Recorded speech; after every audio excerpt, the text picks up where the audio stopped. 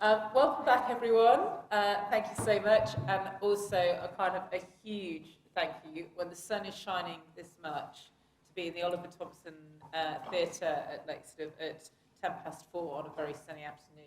This shows the real dedication to the subject of student mental health. Is it raining? Oh, sorry. Okay. You can see that I'm from the journalism department, not the psychology department. I take everything literally as a fact. So,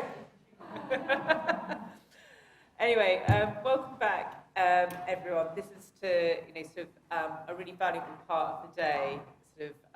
I think after our discussion groups around some of the issues that we've been talking about. And as you know, our purpose was to hear ideas, experiences, opinions from different stakeholder groups, from students, university services, psychologists, researchers, academics. What the purpose of this short session is just to our amazing facilitators, Emsol, Rebecca, Ore, Samantha, and Duela, are going to be feeding back what you were saying in the groups. And as you know, we looked at three different topics. What we've learned, what about intervention services and research. So I think it's probably best to start with, what do we think we've actually learned about student well-being and mental health? How did what aspect, in what ways did the universities change? Let's say we've got our facilitators here to feedback, but if someone wants to add something, then please do put up your hand so that we can have a real discussion. So as I say, in a very literal journalism way, I'm going to start with Emsol, who I think was coordinating Group 1. So could you just give us one or two key points that Group 1 came up with about what we thought we'd learned when it comes to student well-being and mental health? I think one thing that we have learned, there is a bit more awareness about the services that universities provide. There is still issue with BAME community. Yeah. But which kind of provisions that they are going to be taken, I don't know. It was lots of discussions, but nothing solid as it's gone.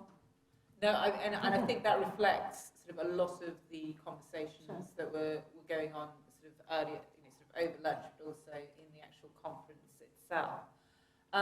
So I guess Rebecca and Samantha, you integrated Group 2 and 4.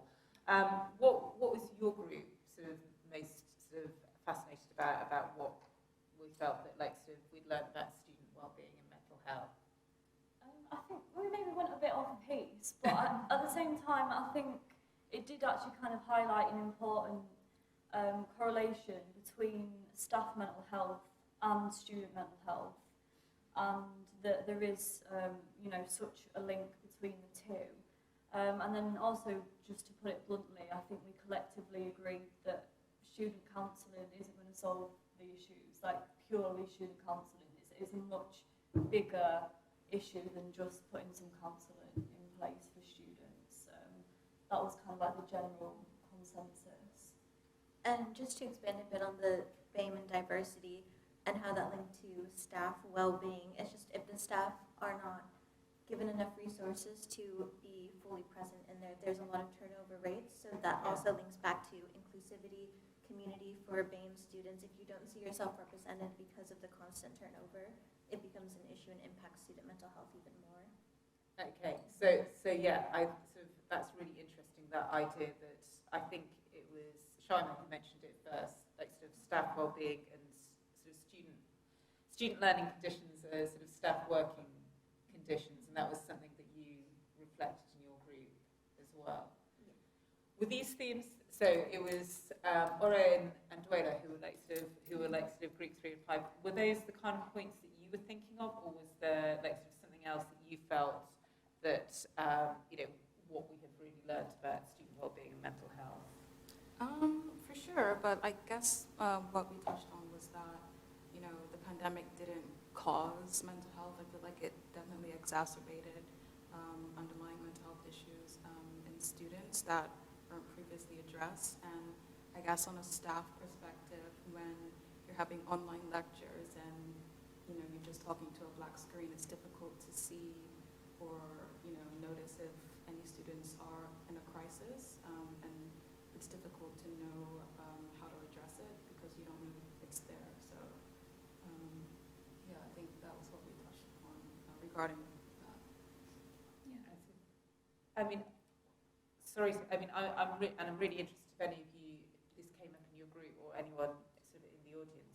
I mean, I have to say myself as a, you know, as a member of staff with no psychological training, as a personal tutor over the last sort of few years, trying to grapple with student well-being and sort of the more serious mental health issues. I mean, is that something that, you know, should we as a university, well, not as a university, I was thinking about City there, should we as universities, you know, be thinking about the whole person, you know, sort of, are staff the right, you know, or a lay staff, like someone like me, really the right person to be dealing with students in crisis? I'm not sure that I am. I mean, I feel like for students, you are the first point of contact in many situations, and I think we touched upon sometimes the tutor groups are really large, and it's difficult to, you know, kind of engage in, you know, dialogue with students who may be dealing with it, because it's, you have to kind of attend to each student equally, and so, and especially you're on a time constraint, and it's just difficult to get to the underlying issue. So some solutions were to decrease the tutor group size and make it more personable for students to feel comfortable to, you know, talk with their tutors about some situations they're going through. Yeah. Also, like validating their feelings and kind of referring them to someone else that has kind of more, that is kind of more professional in that. Yeah. Yeah, that would be very helpful. I mean, Rather than you just taking the responsibility of solving that Yeah. issue. Yeah. yeah, I mean, yes, please, yes. So, I mean, I don't know whether this came out in other groups. I mean, in the group that I was in, we talked about, you know, different cohorts and how they had reacted. And I think in some of the talks that we've heard today about, you know, I think it was this in the Smarten one, talked about how, like, sort of, you know, different cohorts have reacted differently. Was there, like, so I mean, you know, did sort of any of the other groups, indeed our group, like, sort of, you know, do you think that students are still feeling these kind of aspects of mental health, sort of loneliness, you know, lack of belonging?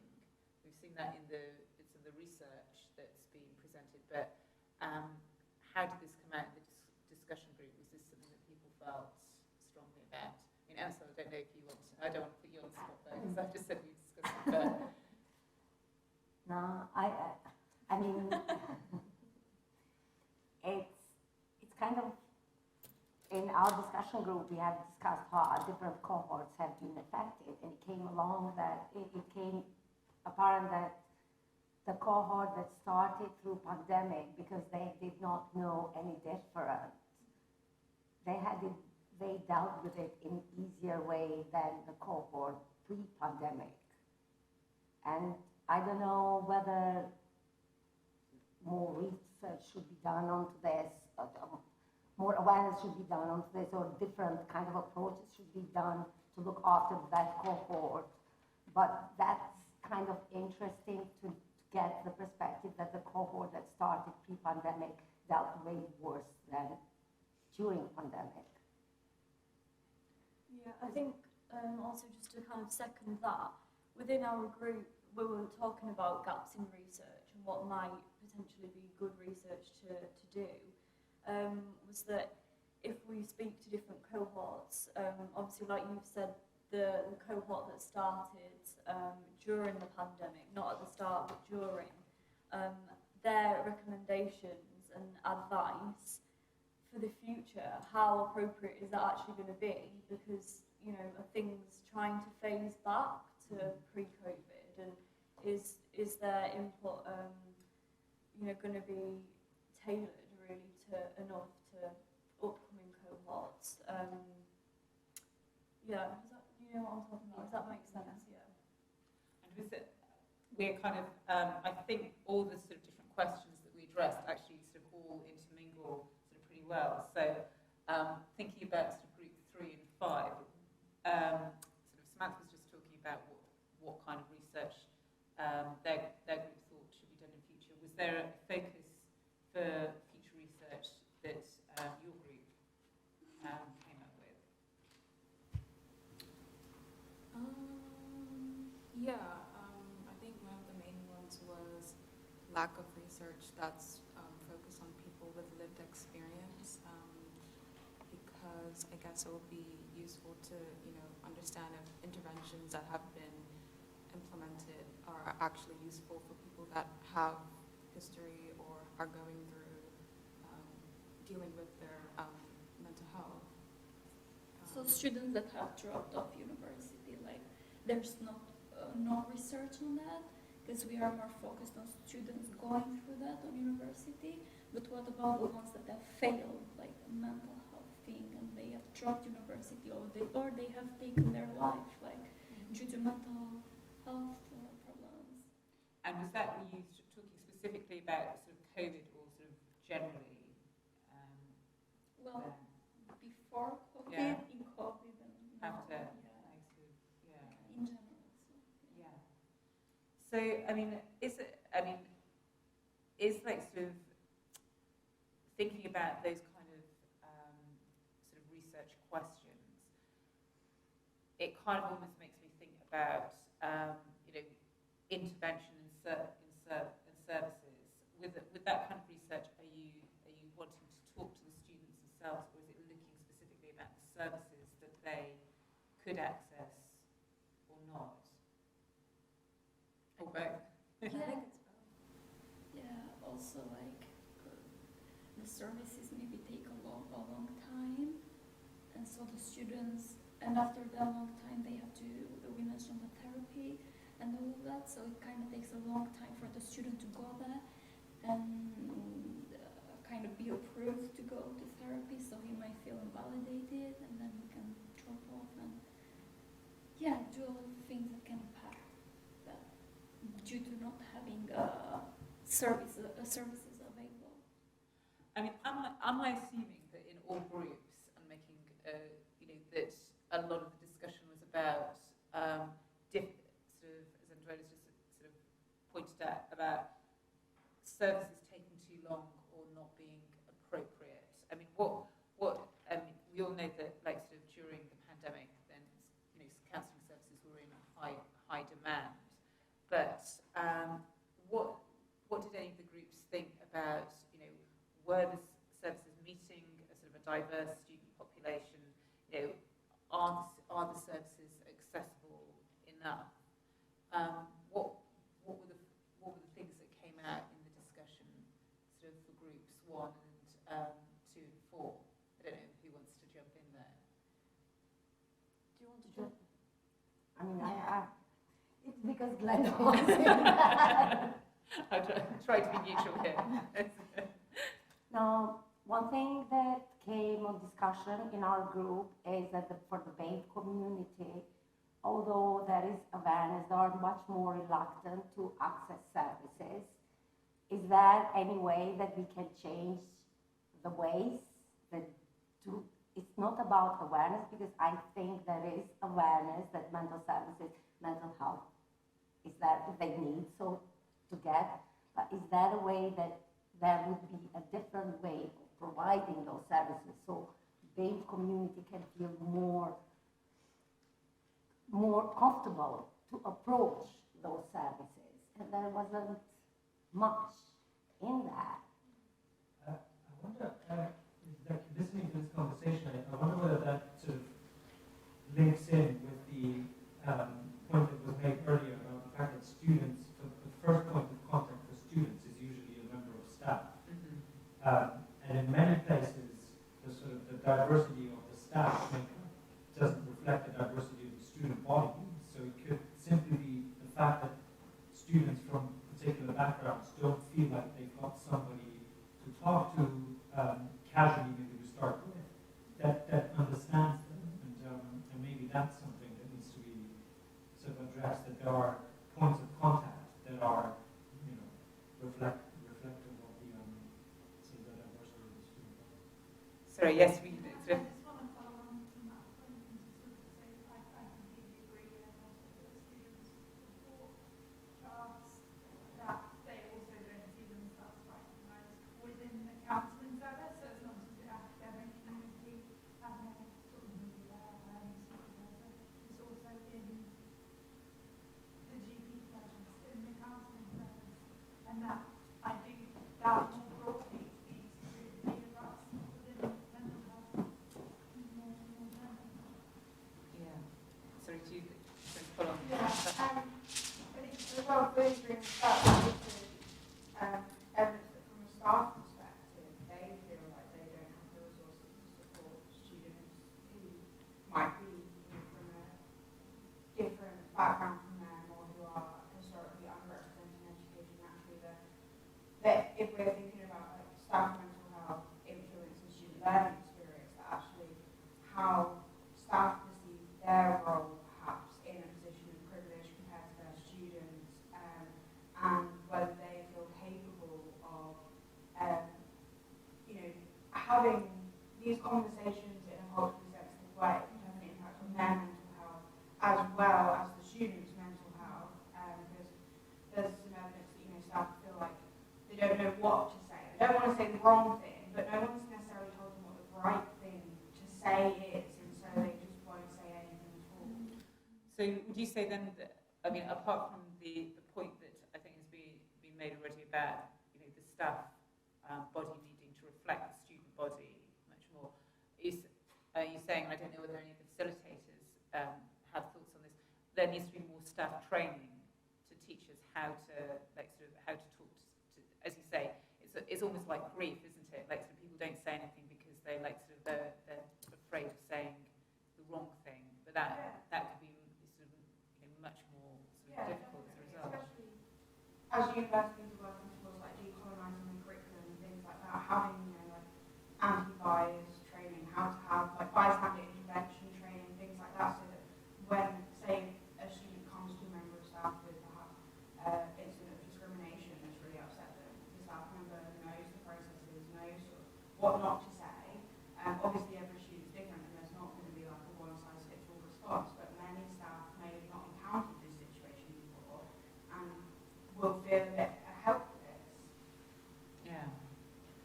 I think this is just one area, but my research is at a university that's adopted a harm reduction approach to drug prevention and intervention. What they're doing at that university is they're putting together a kind of a training pack for personal tutors to try and give them some training on how to talk to students about drugs and where to signpost them if they need support. And yeah, I think that could be really helpful to incorporate into other areas. So yeah, like sort of not just sort of drug prevention, just like a much wider thing. Yes, sorry, you guys have had. Yeah, I was just going to mention that these things should be embedded in the job description, job adverts, the selection process, the contract. I mean, I've just started on a full-time academic contract now. It's not really within my contract at all. Research 1 day a week, teaching these, education things. It's not so much about the pastoral role, but we do have to play as academics. I do wonder whether sort of a blanket approach might sort of backfire in the sense that not every personal tutor will be cut out to provide the support, no matter what level of training they will get. They will, Yeah, but we all, at some point, as academics, will need to provide pastoral support to such as students. And I think Well, or there could be staff members that are signposted. Sorry. so. No, earlier when you were making the point about personal tutors and things, I think there's kind of two sides to this where, because academics are the staff members that students are most often familiar with, they tend to be the point of first disclosure with mental health, with discrimination, and it is really important to have that training for academic staff to be able to de-escalate that situation, help the person in crisis. And I think we can expect that kind of level of knowledge and capability from academic staff. It's then having enough resources for those staff members to actively signpost to somewhere else for continued support. Because I think the issue and the concern, which is understandable, often comes from academics at the point where they signpost for counselling services, but there's a 3-month waiting for the counselling service. And then when the student can't get the support there, the place that they go back to for support is that academic member of staff. And obviously they're not equipped, nor should they really have to be, to provide 3 months worth of support with a serious mental health issue. So I think there's like 2 sides to that. Like, yes, we should expect pastoral care capabilities from academics of that initial support in a crisis situation, coupled with sufficient support and clear signposting sort of measures for staff. I'm conscious that we're running out of time. I just wanted to ask the panel just really quickly, sort of following on from that. Did any of you sort of think about sort of more preventative work? Was that a sort of, because we talked about, what happens at point of crisis here, but did any of the groups have any sort of great ideas on, mental health literacy or like sort of, or what can be done before we're kind of at the sort of the stage about what we've been talking about with many of the students?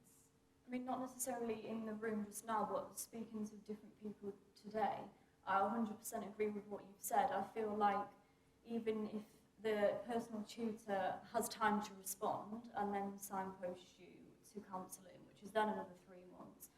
I mean, it could be different from different universities, but in most cases they'll provide a short-term counselling block of 4 weeks, which just simply isn't enough for some people.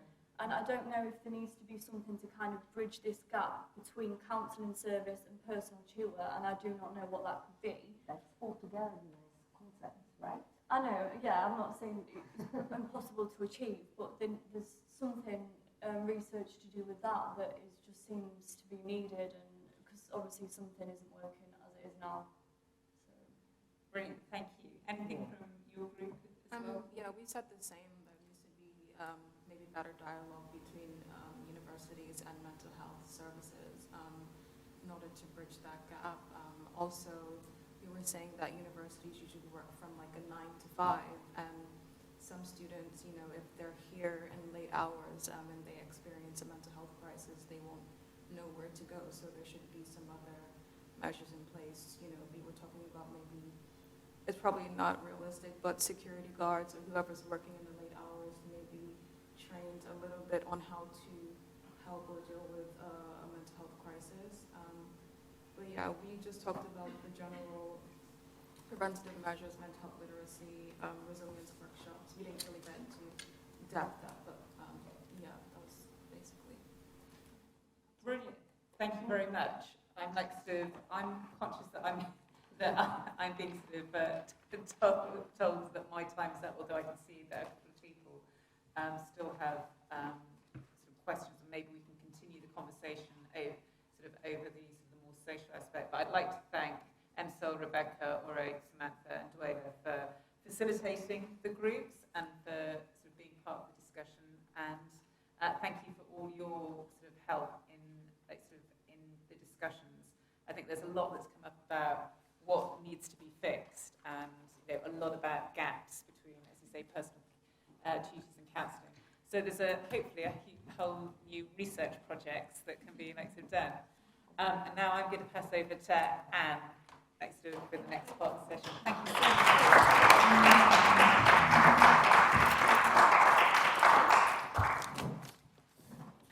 So, yes, I think we're at the end. There's not so much more I can add to this brilliant summary of all we discussed today. We do have a poster prize, and I'm very happy to say that our poster prize winner is still in the room. So, yeah, Amy, you won our poster prize. Congratulations.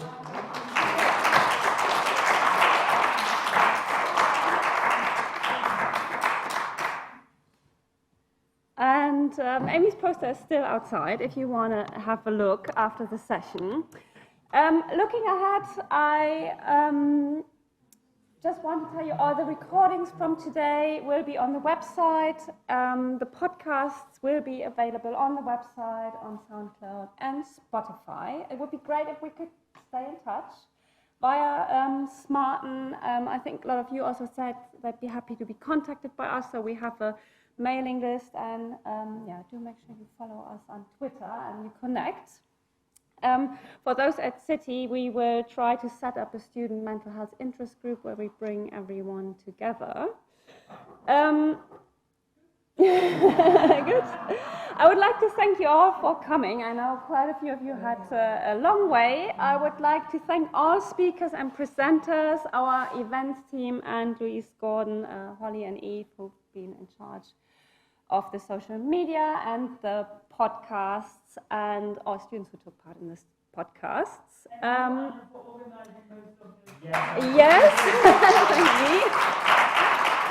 Smarten, our funders and the comms team. And I hope we have a little bit of time for social and some drinks, but I think everyone also really deserved a little bit of sunshine. I hope it's not raining. I don't know who just said that, but thank you so much.